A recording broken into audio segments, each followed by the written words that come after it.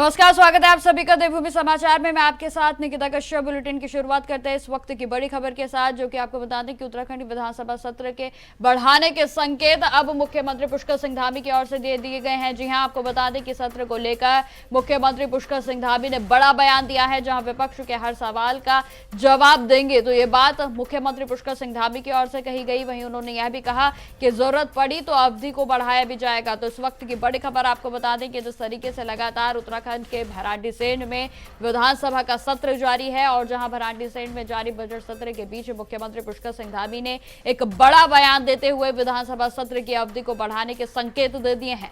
और जहां मुख्यमंत्री पुष्कर सिंह धामी ने अब स्पष्ट किया है कि सरकार लोकतांत्रिक मूल्यों का सम्मान करती है और विपक्ष के द्वारा उठाए गए हर जनहित के सवाल का जवाब पूरी तरीके से सरकार की ओर से दिया जाएगा। जहां मुख्यमंत्री ने यह भी कहा कि अगर जरूरत पड़ी और जनहित के मुद्दों पर विस्तार से चर्चा की आवश्यकता हुई तो सत्र की अवधि को आगे बढ़ाया भी जा सकता है। जानकारी यह भी देते चलें कि सरकार का यह रुख विपक्ष के उन आरोपों का जवाब माना जा रहा है जिसमें चर्चा के लिए कम समय मिलने की बात को लगातार विपक्ष की ओर से उठाया जा रहा था।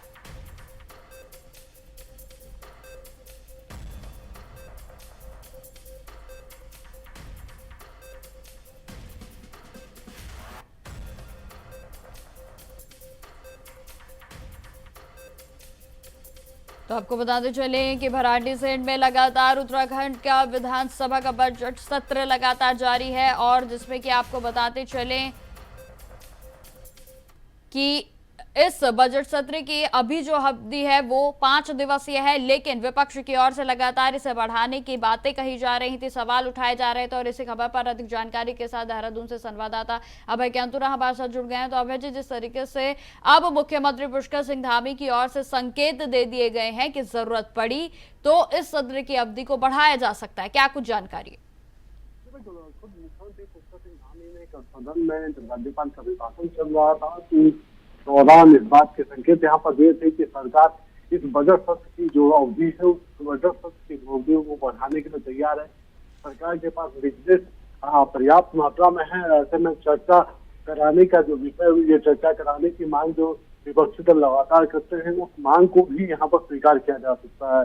और जिस तरीके से खुद मुख्यमंत्री ने इस बात के संकेत यहाँ पर दिए, तो ऐसा समझा जा सकता है कि विपक्ष के सदस्यों को करारा जवाब देने का काम सत्ता पक्ष की तरफ से यहाँ पर किया जा रहा है। जो विपक्षी सदस्य लगातार सत्र की कम अवधि होने को लेकर सरकार की घेराबंदी करते हुए नजर आते थे, अब वो विपक्षी सदस्य इस बात को कहते हुए नजर आ रहे हैं कि सरकार सदन की अवधि तो बढ़ा रही है, लेकिन सरकार के पास बिजनेस नहीं है और बिना बिजनेस के सत्र की अवधि बढ़ाना मुमकिन नहीं होता है। तो ऐसा समझा जा सकता है कि विरोधाभास अभी भी बयानों में नजर आ रहा है, और जो मुख्यमंत्री की तरफ से जिस बात के संकेत यहाँ पर दिए गए उसे विपक्षी दल अभी भी सही तरीके से समझ नहीं पा रहे हैं।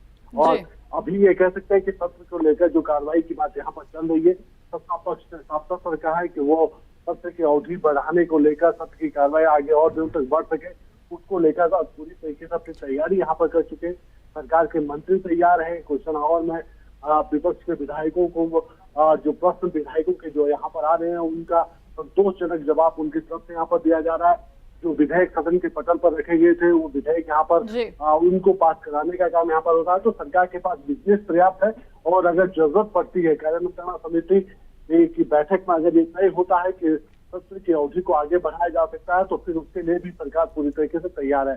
लेकिन विपक्ष अभी इन सब चीजों को मानने के लिए तैयार नजर नहीं आ पा रहा है। जी ठीक है अभय जी, तमाम जानकारी के लिए आपका बहुत बहुत धन्यवाद। खबरों में आगे बढ़ते हैं। आज मुख्यमंत्री पुष्कर सिंह धामी ने भराड़ीसैंण में स्थित प्रसिद्ध भराड़ी देवी मंदिर में दर्शन किया, और जहां मंदिर में प्रवेश करते हुए उन्होंने मां के श्री चरणों में नमन करते हुए आशीर्वाद को प्राप्त किया है। तो वहीं आपको जानकारी देते चले कि इस अवसर पर मुख्यमंत्री ने प्रदेशवासियों की सुख समृद्धि और शांति की कामना की, और साथ ही साथ उत्तराखंड की निरंतर प्रगति और विकास के लिए मां से विशेष प्रार्थना उनकी ओर से की गई है। जानकारी देते चले कि मुख्यमंत्री पुष्कर सिंह धामी ने यह भी कहा है कि राज्य की समृद्धि के लिए राज्य सरकार निरंतर कार्य कर रही है।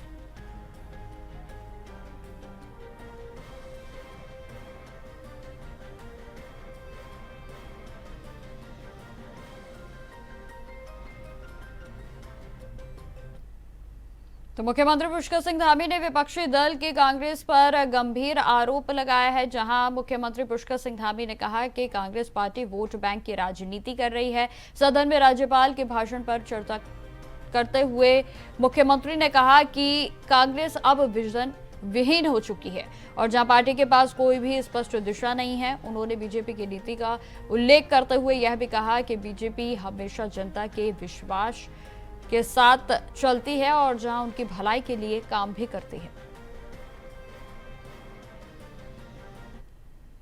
आप विश्वासघात की और वोट बैंक की राजनीति करते हैं।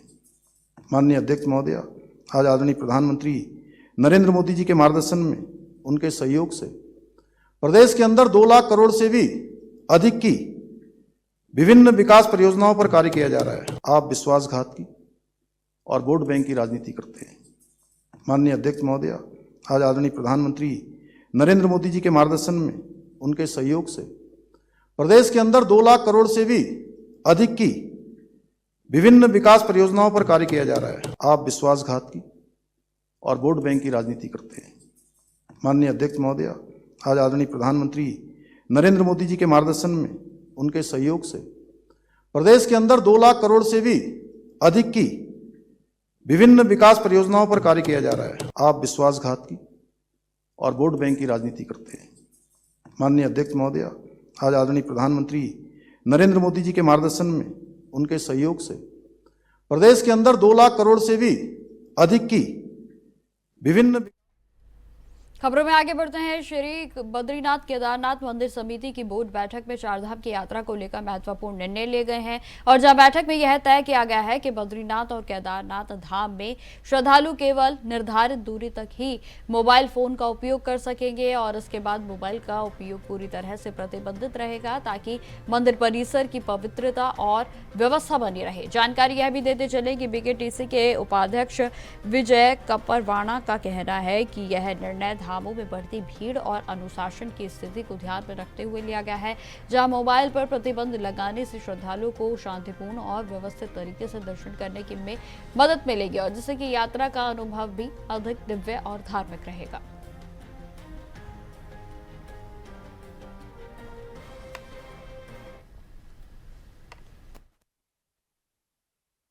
देखिए, पहले सीमित लोग यात्रा के लिए आते थे, अब लाखों की संख्या में यात्री आ रहे हैं और उन यात्रियों को भी देखना चाहिए जो लोग हजारों किलोमीटर दूर से और लगभग 8-8, 10-10 घंटे तक यात्रा लाइन में खड़े रहते हैं। कुछ लोग आते हैं मोबाइल लेके पूरे उस परिसर में मोबाइल रील बनाना और भदी रीलें बनाना, इस प्रकार का काम करते हैं जो कि हमारे आस्था के खिलाफ है। इसके लिए इस बार समय सीमा जो तय की जा रही है कि वो किस सीमा तक मोबाइल आए, उस पर बैन करने का हमने। अब खबर देहरादून से है, जहां हाल ही में गैस सिलेंडर को लेकर बढ़ती चिंता और मारामारी के बीच में अब बीजेपी के प्रदेश प्रवक्ता कुंवर जपेंद्र ने इन खबरों को खारिज कर दिया है। जी हां, आपको बता दें कि उन्होंने स्पष्ट किया है कि राज्य में गैस की आपूर्ति को लेकर किसी भी प्रकार का संकट नहीं है। जहां कुंवर जपेंद्र का यह भी कहना है कि सिलेंडर की कोई कमी नहीं है।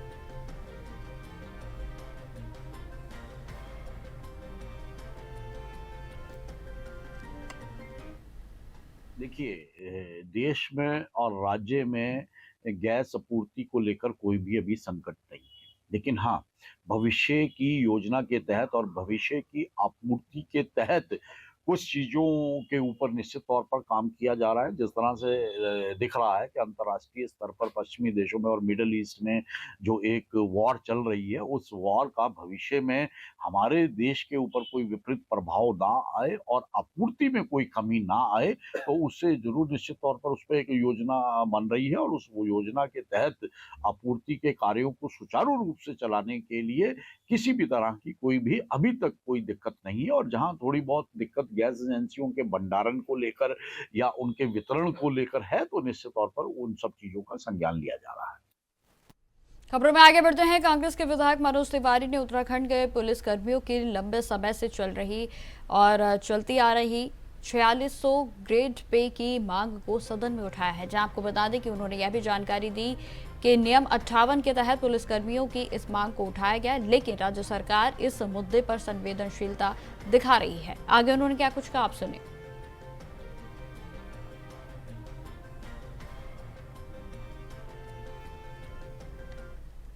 देखिए, आज मैंने नियम 58 में जो पुलिस के हमारे कांस्टेबल हैं, सिपाही हैं, हमारे जो एसआई है, उनकी बहुत लंबी मांग थी कि 4600 ग्रेड पे का लाभ दिया जाए करके, और आज देखेंगे कि पूर्व में उनको लाभ मिला भी था और उसके पश्चात आज फिर वो उसकी मांग कर रहे थे। और आज आवश्यकता भी है कि जब पूरे प्रदेश के अंदर रेगुलर पुलिस को ग्रामीण क्षेत्रों में भी उनको जिम्मेदारी दी गई है, जगह जगह चौकियाँ खोल दी गई, थाने खोल दिए गए, उनके कार्य पहले तो 24 घंटे करते थे, आज फिर और कार्य बढ़ गया है और निश्चित रूप से ना उनको साप्ताहिक कोई अवकाश मिलता है।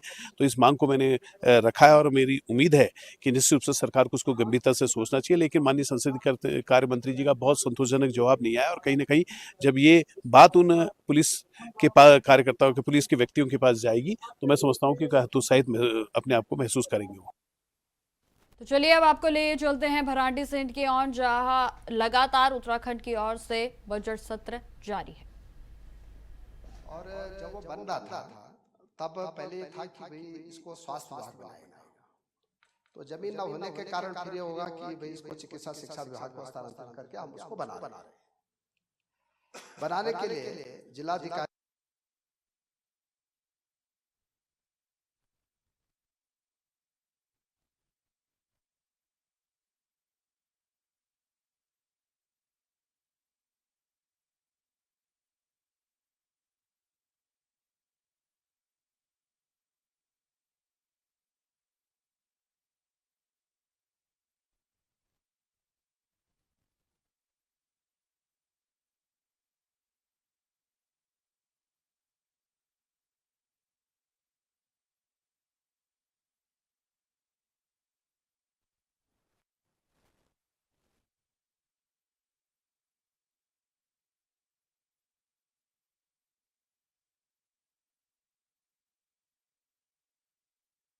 के बाद के हॉस्पिटल बनना है, उसकी जमीन क्रिटिकल केयर ब्लॉक बनना है, 50 बेड का बनना है। जमीन धसने के बाद फिर हमने वहाँ 25 करोड़ रुपए की लागत से बनना है और ये पाया गया कि भाई आप वहाँ चाहता हूँ कि एक बार हम इसको IIT से वो भी हमने कर दिया है। अगर लगेगा कि वो जगह ठीक है तो फिर उसको आगे बढ़ाएंगे, लगेगा कि वो जगह गड़बड़ है तो फिर अगर IIT मना कर देगी तो फिर हम उसको दूसरे जगह भी बना सकते हैं। क्योंकि ये हॉस्पिटल का विषय है, इसलिए मुझे लगता है कि थोड़ा इस पर हम और दिखा लें। माननीय अध्यक्ष जी, मैं ये जानना चाहता हूं कि जो भूवैज्ञानिक ने उस जगह को निरापद बनाया है, उसकी इस रिपोर्ट पे जो आपने इस निर्माण कार्य को किया गया है, क्या उस भूवैज्ञानिक पर आप कार्रवाई करेंगे जिसने गलत रिपोर्ट विभाग को दी है? और दूसरा मेरा मानना है, मेरे प्रश्न है कि जो भू धसाव हो रहा है, भूस्खलन को तो आपने दीवारों से रोक लिया है, जो भू धसाव हो रहा है, जमीन निरंतर नीचे को बैठते चली जा रही है, उसके लिए क्या उपचार आप करेंगे, ये मैं जानना चाहता हूँ। और साथ ही जो नाला, उसके ठीक नीचे नाला है जो भूकटाव का कारण है, उसके रोकने के लिए आप क्या प्रयास करेंगे, ये मैं जानना चाहता हूँ। माननीय अध्यक्ष जी, जब क्रिटिकल केयर ब्लॉक बनता है या कोई भी निर्माण कार्य होता है तो ये सारी चीज़ें होती हैं कि भाई वो ज़मीन ठीक है कि नहीं है, सारी बातें होती हैं। ऐसा नहीं है कि कोई हवा में हो गया होगा। लेकिन अब पहाड़ में कई बार क्या होता है कि बहुत बड़ी घटना हो जाती है, भूस्खलन ज़्यादा हो जाता है।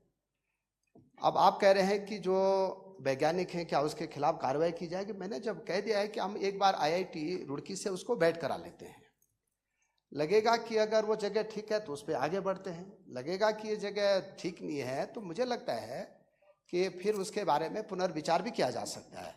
अब वहाँ पे अगर IIT रुड़की की टीम कह देती है कि ये जगह ठीक है, यहाँ पे और अच्छे करने के लिए कुछ और हमको ठीक करना है, उसका ट्रीटमेंट करना है, तो उसके लिए पैसे और ज़रूरत पड़ेगी तो वो भी हम देंगे, लेकिन हम चाहते हैं कि वहाँ पे अच्छा काम।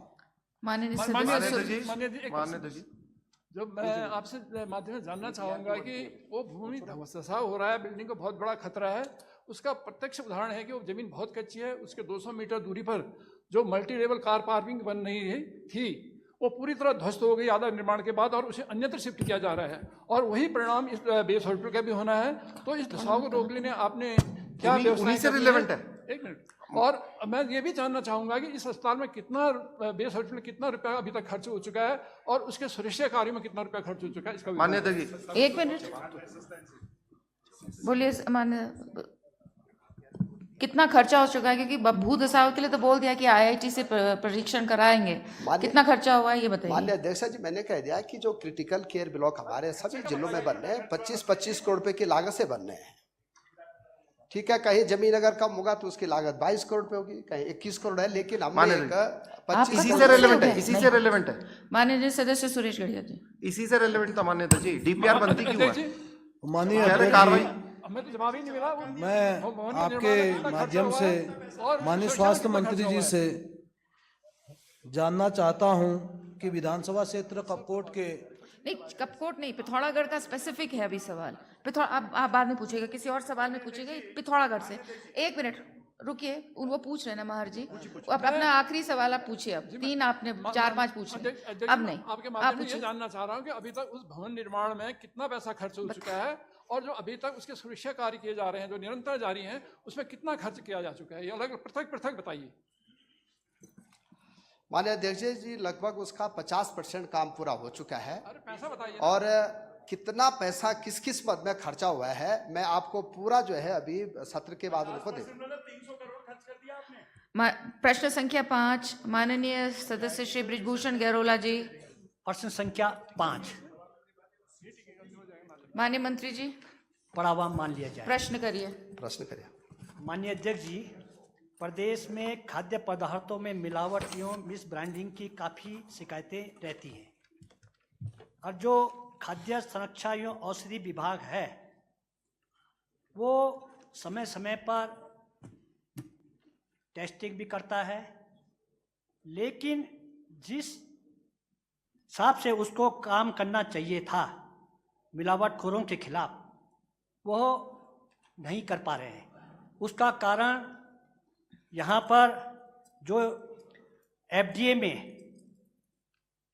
वरिष्ठ खाद्य सुरक्षा अधिकारी व खाद्य सुरक्षा अधिकारी व अन्य कर्मचारियों के पद काफ़ी समय से खाली है, जिसके कारण मिलावटखोरों के खिलाफ कोई कार्रवाई नहीं हो पा रही है। मैं माननीय मंत्री जी से पूछना चाहता हूँ कि एफडीए के जो पद रिक्त हैं, अधिकारियों के कर्मचारियों के पद रिक्त हैं, उन पर कब तक नियुक्ति हो जाएगी? एक दूसरा, देहरादून में टेस्टिंग लैब बनाई जानी है, वो टेस्टिंग लैब कब तक बन जाएगी? माननीय मंत्री जी। माननीय अध्यक्ष जी, माननीय हमारे सदस्य जी ने और हमारे बड़े भाई बृजभूषण गैरोला जी ने 3-4 बातें मुझसे पूछी हैं। खाद्य सुरक्षा औषधि प्रशासन उत्तराखंड द्वारा खाद्य पदार्थों के मिलावट एवं मिस ब्रांडिंग के विरुद्ध हम लगातार कार्रवाई भी कर रहे हैं और मैं एक साल के आंकड़े 2 साल के उनने पूछे, मैं उनके सामने रखने जा रहा हूं। हम लोगों ने चमोली जिले में 2024 में 35 नमूनों की जो है वहाँ पे जांच की है और 25 में 10 की है। फिर रुद्रप्रयाग में हमने 61 नमूनों की जांच की है, 25 में 23 की है। पौड़ी में हमने 122 की है, फिर 25 में 152 की है। टिहरी में 149 की है, 25 में 165 की है। ऐसे ही हर जिले का मैं कहूँगा तो ये 2025 तक 3311 ऐसे हमने जो है नमूनों की जांच की है। जो गलत पाए गए हैं या जो मिसमैच हुए हैं 330 हैं और 330 के ही हमने जो है न्यायिक में जो है दायर कर दिया है कि भाई इनके खिलाफ जांच वो होनी चाहिए, क्या कार्रवाई होनी चाहिए। अभी 2025-26 में 1598 तक अभी तक हमने जो है इन नमूनों की जांच की है। जो मिसमैच पाए गए 194 हैं और 149 केसों के हमने जो है न्यायालय में दायर किया है। अब आप कह रहे हैं कि उत्तराखंड जो है इसमें थोड़ा पिछड़ रहा है। माननीय अध्यक्ष जी, आसाम हमसे पीछे है, दिल्ली हमसे पीछे है, बिहार हमसे पीछे है, त्रिपुरा हमसे पीछे है, तेलंगाना हमसे पीछे है, मेघालय हमसे पीछे है, छत्तीसगढ़ हमसे पीछे है, सिक्किम हमसे पीछे है, अरुणाचल हमसे पीछे है, आंध्र प्रदेश हमसे पीछे है, झारखंड हमसे पीछे है, मणिपुर हमसे पीछे है, मिजोरम हमसे पीछे है, अंडमान हमसे पीछे है, लद्दाख हमसे पीछे। आप ये बताइए कि इससे आगे कौन है हमसे? अब मेरा कहना है कि हम लोग लगातार हम इस पे जो है काम कर रहे हैं। रही बात पदों की, तो पदों का अध्याचन हमने लोक सेवा आयोग को दिया है 28 पदों का, और लोक सेवा आयोग का कैलेंडर भी आ गया है। अब भर्ती लोक सेवा आयोग को करनी है, हमको तो करनी ही नहीं है। हम तो ये रिक्वेस्ट करेंगे लोक सेवा आयोग से कि जल्दी भर्ती कर दीजिए ताकि आप जल्दी कर्मचारियों को भेज दीजिए। तीसरा जो आपने क्वेश्चन किया है कि आप देहरादून में जो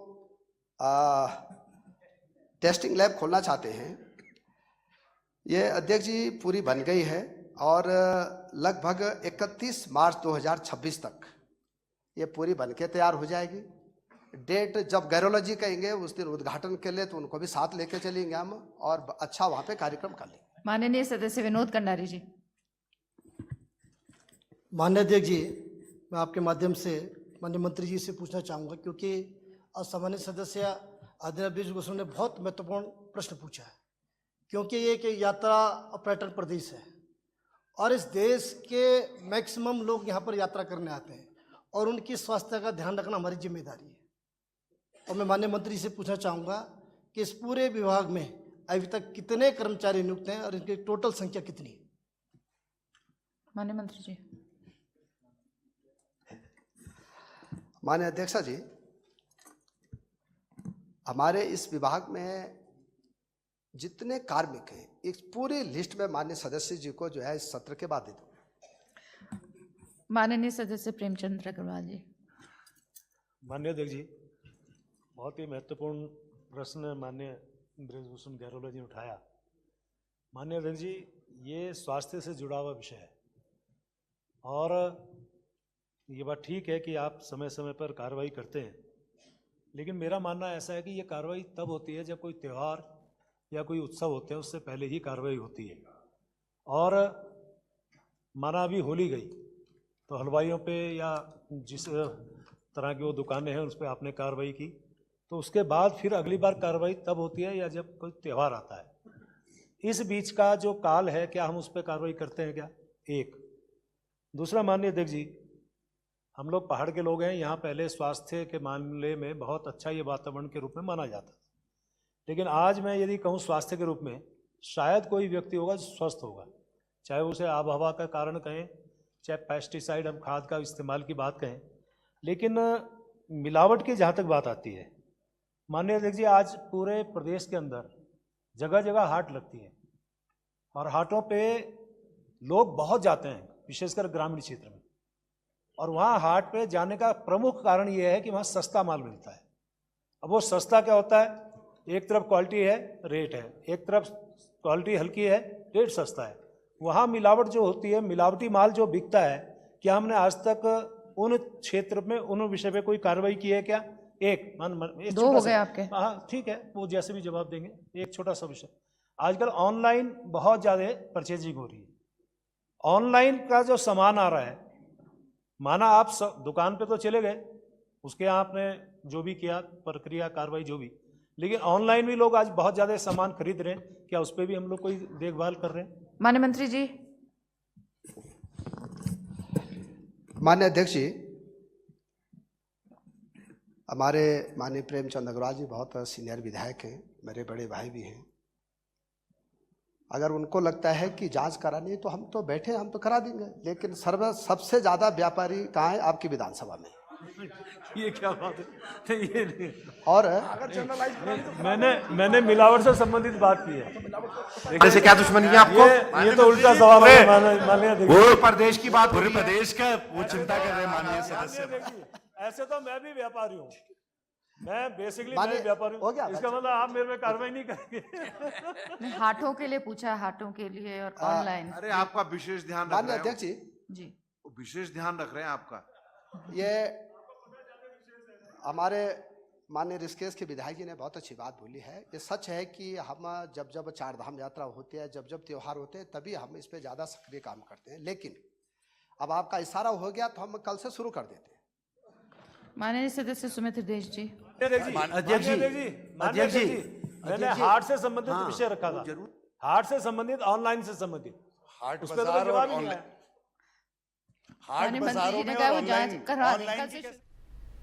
तो फिलहाल मेरे साथ इस बुलेटिन में इतना ही। देश दुनिया की तमाम खबरों की जानकारी के लिए बने रहें हमारे साथ। नमस्कार।